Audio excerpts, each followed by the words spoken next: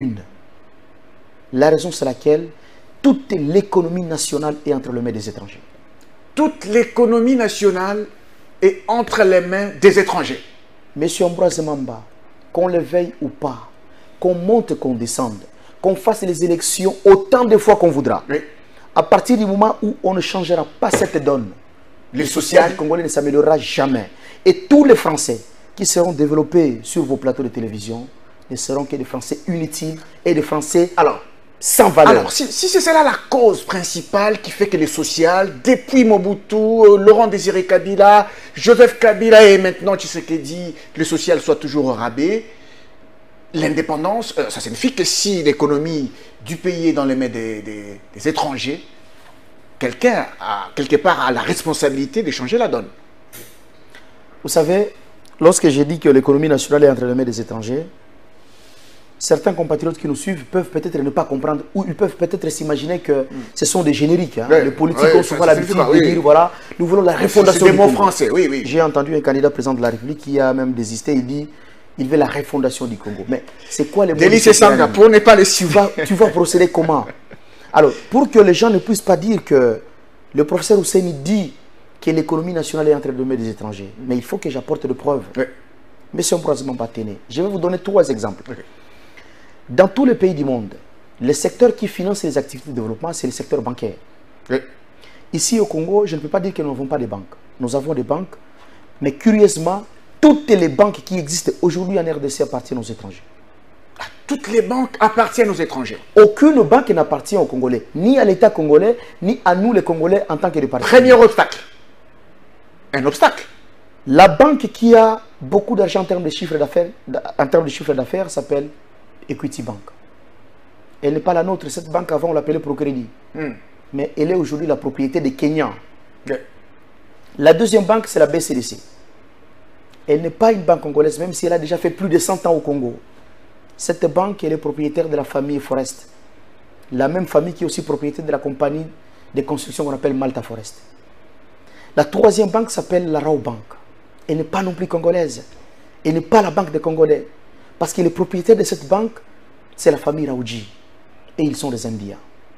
Et ce sont les enfants de M. Raoudji qui sont aussi les propriétaires de Marsavco. Ce sont les enfants de M. Raoudji qui sont aussi les propriétaires de la Beltesco. La 4e banque que nous avons dans ces pays s'appelle Ecobank. Ecobank. Et elle n'est pas la nôtre, c'est la banque des Togolais. Les Togolais. La 5e banque s'appelle la BGFI Bank. Elle est sur le boulevard du 30 juin. Et elle n'est pas une banque de Congolais. Les propriétaires de cette banque sont des Gabonais. Et en diagonale de la BGFI Bank, il y a Afriland First Bank. Elle n'est pas non plus la banque des Congolais. Les propriétaires de cette banque, ce sont des Camerounais. En fait, des banques africaines, hein? Des banques africaines au Congo sans une banque congolaise. Je continue. La liste est longue. Vous êtes sur l'avenue Colonel Lukusa. Il y a Citibank là-bas. Elle n'est pas une banque de Congolais. Parce que les propriétaires de cette banque sont des Américains. Dans ce pays, nous avons une autre banque qui s'appelle la FBN Bank. First Bank of Nigeria. C'est la banque du Nigeria. Dans ce pays, nous avons une banque qui s'appelle UBA. Les propriétaires de cette banque s'appellent M. Tony Elumelu. Il est nigérian.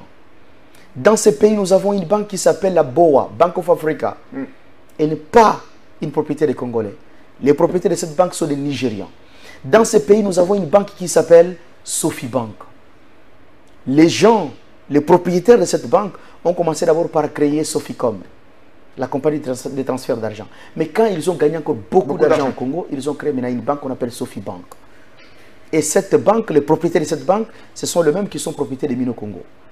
Ce sont les mêmes qui sont les propriétaires de la compagnie Transgazelle, qui utilise des remorques pour aller à Matadi. Ce sont les mêmes qui sont propriétaires des Pains Victoire.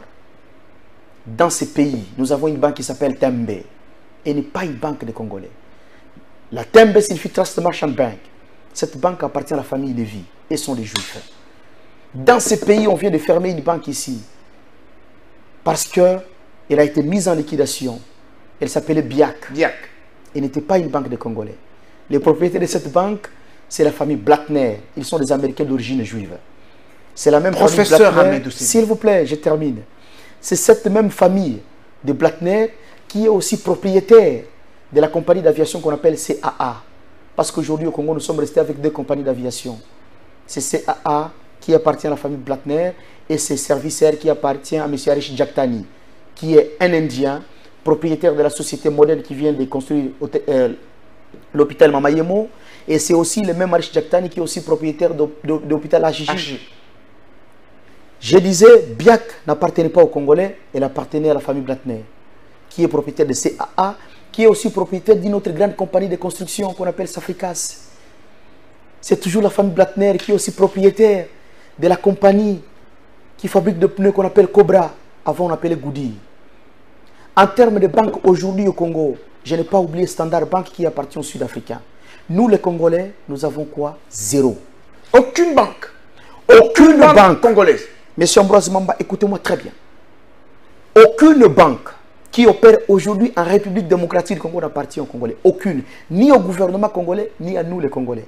Maintenant, la question que je vous pose, et je pose aussi à tous mes compatriotes, par quel miracle nous les Congolais alors, nous allons nous permettre de financer nos projets de développement? Par quel miracle nous allons financer nos projets qui vont améliorer les social, M. Ambroise Mamba? Impossible. Impossible. Je peux vous donner un exemple simple.